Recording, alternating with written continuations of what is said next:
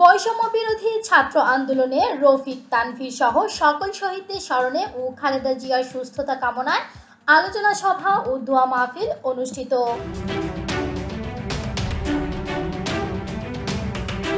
Voice of Nabinagar TV, বিশ্বজুড়ে নবীনগর।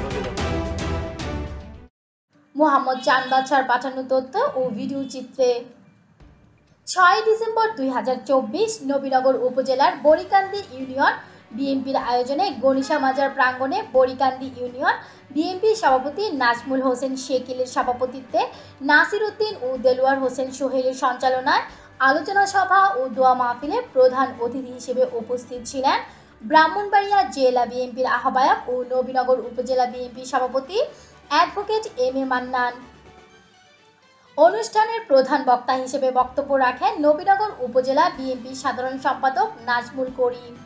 অনুষ্ঠানে বিশেষ অতিথি হিসেবে উপস্থিত ছিলেন deputy attorney general advocate Abdullah Al Baki, Brahmanbaria জেলা বিএনপির সাবেক দপ্তর সম্পাদক মাসুদুল ইসলাম মাসুদ, সলিমগঞ্জ ইউনিয়ন বিএনপি সভাপতি গোলাম রব্বানী নয়ন, নবীনগর উপজেলা বিএনপি সাংগঠনিক সম্পাদক আশরাফ হোসেন রাজু, নবীনগর পৌর বিএনপি সাংগঠনিক সম্পাদক শুকুর খান, উপজেলা যুবদলের যুগ্ম আহ্বায়ক আসাদুজ্জামান দুলাল, নবীনগর উপজেলা বিএনপির নেতা Mohammad Delwar Hossain Sohel, Mohammad Rahmatullah, doctor Idris, doctor Moin, advocate Kamal Hossain, Abdur Rahim senior যুগ্ম আহ্বায়ক উপজেলা কৃষক দল, আনোয়ার হোসেন বাবুল সদস্য সচিব উপজেলা কৃষক দল, উপজেলা যুবদল নেতা মঞ্জুরুল আলম মজনু, আহমেদ রুবেল, মোহাম্মদ জসিমউদ্দিন পৌর স্বেচ্ছাসেবক দল, পৌর শ্রমিক দল নেতা আবুল হোসেন, উপজেলা ছাত্র দলের সাবেক সিনিয়র যুগ্ম আহ্বায়ক অনন্ত হীরা,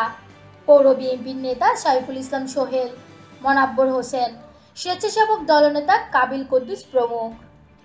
প্রধান অতিথি অ্যাডভোকেট এম এ মান্নান তার বক্তব্যে বলেন, দেশ স্বাধীন হয়েছে, আজকে সবারই কথা বলার সুযোগ এসেছে। আমরাও কথা বলার জন্য আপনাদের সামনে এসেছি। আপনাদের কাছে আহ্বান থাকবে যে সরকার পতন ঘটিয়েছে, যে ঈশ্বর যে কাছেরা দেশ থেকে পালিয়ে গেছে, আজকে আমি এই পবিত্র গণিশার বাজারে দাঁড়িয়ে আমি সেই সরকারের কাছে আহ্বান জানাতে চাই। এই অবৈধ এই স্বৈরাচার শেখ হাসিনা যে পালিয়ে ভারত গিয়েছে, তাকে বাংলাদেশে এনে তাকে বিচার করতে হবে, তাকে ফাঁসি দিতে হবে। তার যারা সহচর, তার যারা দূষণ, তাদেরকেও বিচার করতে হবে, তাদেরকে ফাঁসি দিতে হবে। আমি এই মঞ্চে দাঁড়িয়ে তাদের শেখ হাসিনার ফাঁসি দাবি করছি। সংগ্রামী সাথী বন্ধুরা, আমি বলতে চাই, শেখ হাসিনা পৃথিবীর কোথাও গিয়ে পালিয়ে বাঁচতে পারবে না, পারবে না, পারবে না।